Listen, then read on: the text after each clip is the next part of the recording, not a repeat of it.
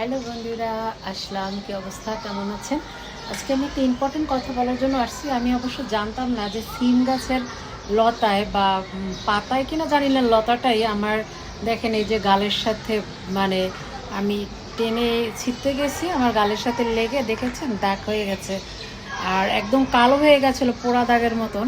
তো এখন একটু কমছে, তারপরে দাগটা মানে জানি না কবে যাবে, হয়ে গেছে। তো আপনারা যারা সিম গাছ লাগাবেন তারা সাবধানে আর কি, মানে সিম গাছের দূরে থাকবেন যেন মুখের কাছে না আসে। এটা আমি জানতাম না। আমি যখন জানতে পেরেছি, যখন আমার হয়েছে, তখন সবাই এই কথাটা বলে যে সিম গাছের ইসে তো ওই রকমের গালে লাগলে মুখের চামড়া টামড়া উঠে যায়।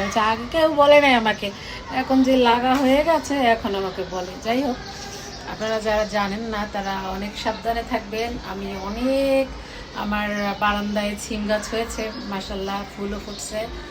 এই যে অনেকগুলো ফুল ফুটছে, ইনশাল্লাহ মনে হয় সিম হবে, জানি না কি হয়, দেখি। মাঝখান থেকে গালে দাগটা হয়ে গেছে সিম গাছের। ভালো থাকবেন আর লাইক সাবস্ক্রাইব করবেন, পাশে থাকবেন। Bye bye.